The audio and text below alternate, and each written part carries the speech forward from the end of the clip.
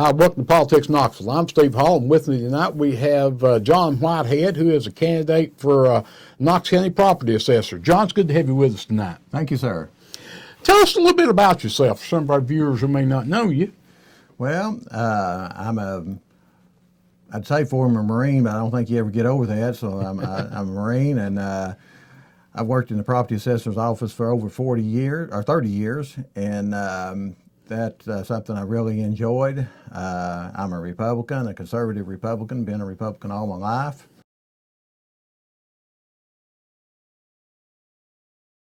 And I only have one question for Mr. Whitehead, and that is, in the past presidential primaries, your opponents voted for either Barack Obama or Hillary Clinton, but your voting record shows that you have always voted Republican.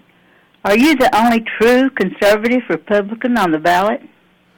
I think so. That's my opinion. I've always, ever since I was old enough to vote, I voted Republican and never had a blemish.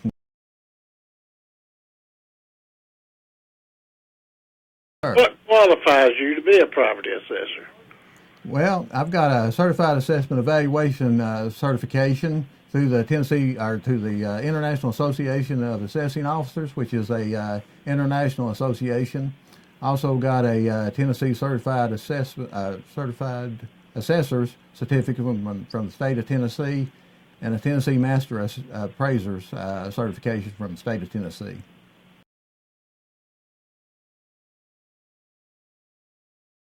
You know, there's some problems in that office, or so I've heard. Yes, the appraisal system they've got now, they bought it in 2012. The county's got over $1 million invested in that system, and it's absolutely riddled with mistakes. I don't want to get specific because there's so many of them, but it's something we'll have to look at, and we will have to fix. Now, he keeps talking about adding technology, my opponent that's in the office right now, and technology's good, education's good, but when the base product they got $1 million invested in, it has all these mistakes, anything that they add to it, technology-wise, is still going back to the system that's absolutely riddled with mistakes.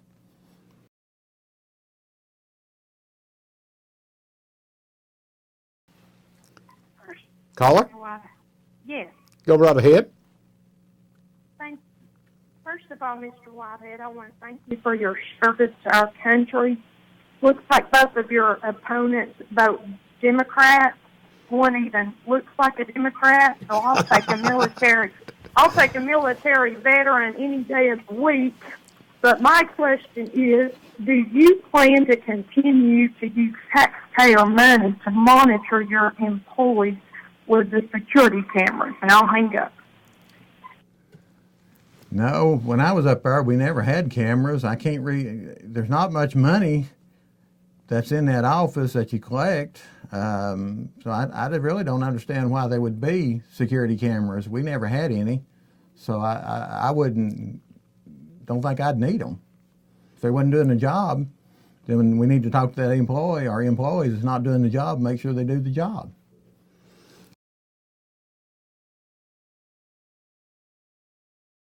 But I sort of thought they did. What does, a property assessor do? Okay, they're in charge of appraising all the property, commercial, industrial, residential, farms, everything for tax purposes. Mm-hmm. They're in charge of putting appraisals on there that are fair. And see, you have over 200,000 parcels in Knox County. And now the statistics I give you is going to be when I was there. Mm-hmm. With a little less than 10% of those parcels, commercial, industrial, and that 10%, or less than 10%, paid 50% of the tax base. And the reason that's so, of course, they're worth more, they're bigger, but it's also because they got an assessment level of 40%, where farms and residential have 25%. What that means is on the same appraisal, if you had a a $200,000 building, the commercial building that's worth $200,000 would pay almost twice the amount of tax as a residential worth the same amount. Okay. But your job is to determine what that value is and put an amount on there and assess the taxes on it. Right. They use that to calculate how much taxes each person pays, property taxes. Is it a I know where they reassess property every 3 years. Is that Every it? 4 years. 4 years. Is that what these appraisers are doing? Like, I don't think this is not a year that was reappraised. So are they going out like next week? These appraisers, are they going out and looking at property for the next appraisal, or They're reviewing. They're doing two. They actually do two jobs. You have an annual tax roll that Okay. you have to prepare, and that's when you pick up all new construction, and that goes on the tax roll for that current year. okay? But they're also reviewing properties again to make sure that the records are right and the information's right on the cards. Okay, so I'm hoping that a lot of the mistakes that are in there now can be corrected by the information that they're gathering now. So hopefully that's the case.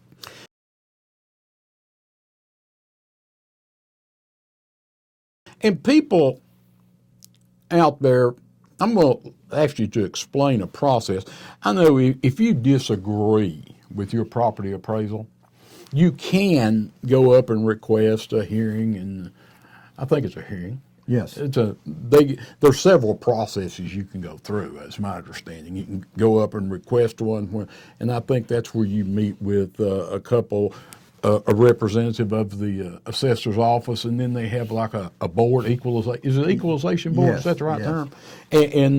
And talk about it and stuff like that. So people do have options when it comes to that kind of stuff. Or do a lot of people use those? Yes, I think there's a lot of people who use those. Now, an assessor office can correct some mistakes, anytime, about any time. But now, the hearing that you're talking about, I think the official appeals process starts in June every year. The whole month of June is set for the County Board of Equalization. And that's where you go up there and you sit down with the board, and the assessor's office will have a representative there also. And you tell them, the taxpayer tells them what they think the problem is, why their appraisal's too high and why their taxes are too high. But see, what you want to talk about is the appraisal, not the taxes, because all they deal with is the appraisal. Right. And so you tell them you tell the board why you think the appraisal's too high. Then the assessor's office, they'll tell them why they think it's okay. And then the board makes a decision. They'll mail you a notice telling you what happened, whether they changed it, didn't change it, or whatever. In that notice, they normally put in there what your options are. And your option is to appeal it to the state Board of Equalization. And the first step of that is they'll set a hearing date in front of an administrative judge. And these judges that I've dealt with in the past, when I was working there, when I wasn't working there, they're real smart. They've got a lot of experience. You don't pull the wool over their eyes very much. And you tell them why you think it's too high. And the assessor's office also will have their representative there to tell why they think it's okay. And then if you're still unhappy with the results of that, you can go to the Assessment Appeals Commission, which is a board, and more than one. So you talk to them, and everything starts over, okay? In other words, you go to them, you tell them also the same thing, why you think it's too high. So they'll have their representative there telling why they think it's okay. And the last in this appeals process, as far as the administrative route goes, is the full State Board of Equalization. Now they very seldom hear cases. They'll review it themselves, and decide whether they're going to uphold the appeals commission's decision or whether they're going to have a hearing. Now, in the past, when I was there, it took a pretty big case for them to hear it. Normally, they just upheld the appeals commission's decision. Now, this process has to be completely played out in order to take it to court. When this is played out, if you're still unhappy, you can actually take it to Chancery Court, and you can actually file in Chancery Court in Knox County or Davidson County or Nashville. So you have your option of which place you want to file your court case. But you have to make sure that you play out the whole administrative appeals process. Do many of them go past the local Board of Equalization? Yeah, there's several. I haven't been in the office for the last 7 years, and for the last 7 years, I've had a lot of people contact me, a lot of taxpayers that had a problem or thought they had a problem, and they asked me to look at it and see what I thought. And several of them we've took on to the state board. I thought they had a legitimate reason to take for it. And if everyone that I've took through the appeals process, I've won. And that's because I look at them and I want to make sure that I'm not taking something in front of one of those judges that's frivolous. Because then if they catch you lying or take a bunch of stuff to them that don't really mean anything, it's not right, not true, you start losing a little credibility. And you can you can lose some trust, so to speak, from the judge. When you start talking about doing these cases,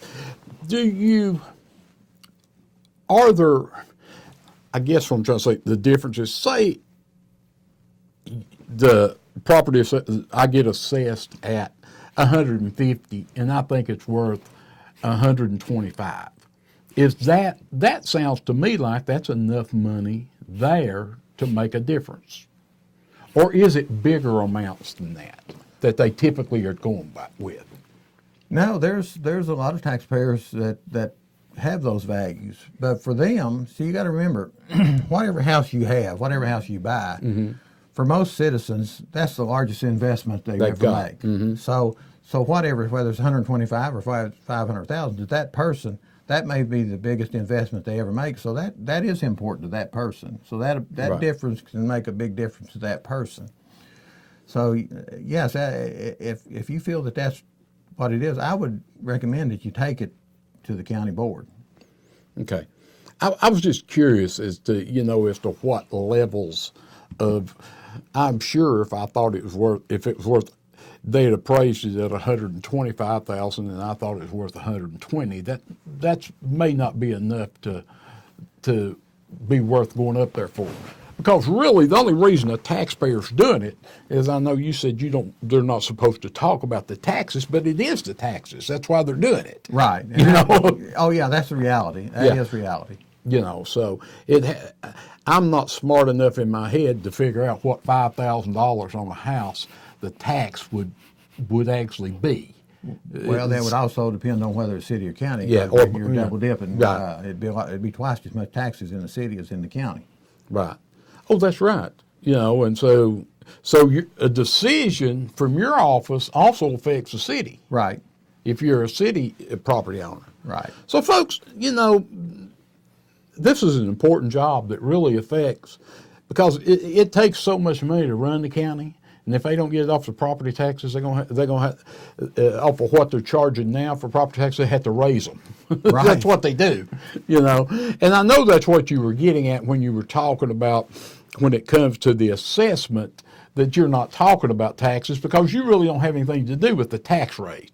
Right. You just appraisals on property, what the property value is. What we give them figures into the calculation and directly reflects what the taxes are. Right. But they set the tax rate, right. The county commission. If we've done a good job, whatever happens to the taxes, whether you think the tax is fair or not, if we have a fair appraisal on it, we've done our job. Right.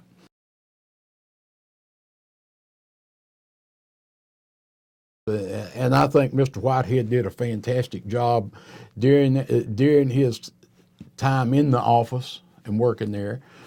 And I, for one, like to see him get the opportunity to go back. Thank you very much. And then, we're getting down here to just a few minutes. What do you need people to do besides going out and vote?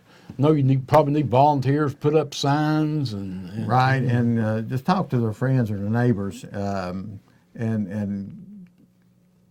get the word, because people talking to people is the most efficient way to get a vote. Right. I think if you talk to your friends or talk to your family, you got more sway with them to get their vote than I have if I put up a sign. Mm-hmm. So I just ask people to talk to their neighbors and their friends and mention my name and tell them how good a job I do, and I promise to have an open door policy. You can call me or come to see me anytime. When you ask to see the elected official when I'm there, they'll bring you back to see me. Now, I would really, really rather people call me and ask me to come see them.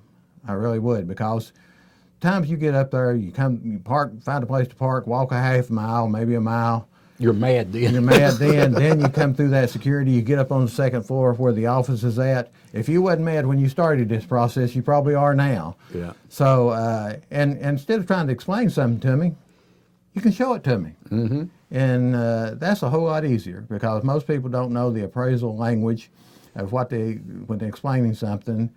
I know it's our job to listen and try to pick up on it, but it's just easier to look at it than it is to try to figure out what they're talking about.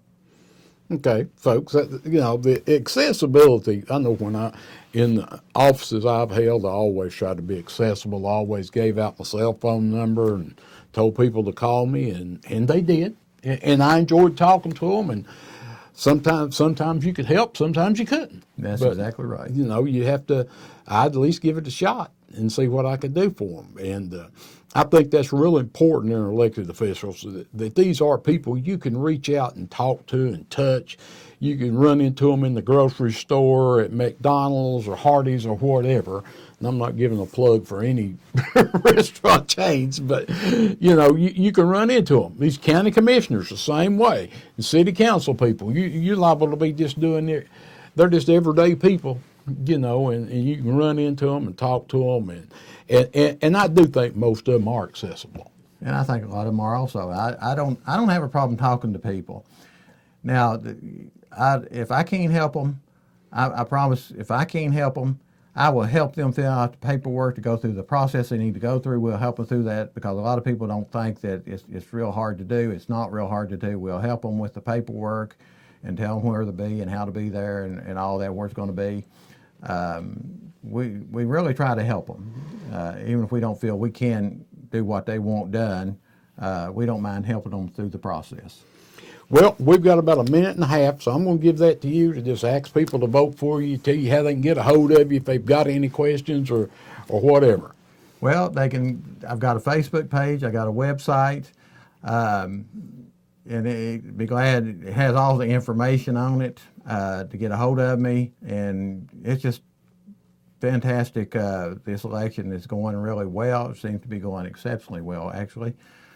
I'm still asking for your vote, your support. I really don't know what else. Well, that's it. Just encourage them to go vote. Early voting starts February the 10th. Right. And I mean, that's not long. I mean, that's less than a month. 23rd. Goes through the 23rd. And then what is the actual election date? March 3rd? March 1. March 1st. Okay. So, folks, get out and vote. It's getting to be that time to where you got to start getting the voting on the mind. The holidays are over. You got to start thinking about some serious stuff. And there's a lot of elections going on, presidential primaries and stuff. So stay in tune with us. We'll try to keep you informed as much as we can, especially on these local elections. We'll try to get these folks in here, get them on, and have the opportunity to call them up and question them and hear what they've got to say about what they want to bring to the office. And John, I want to take time to thank you for your service you've done to our country and to Knox County. Thank you. Thank you. That's it.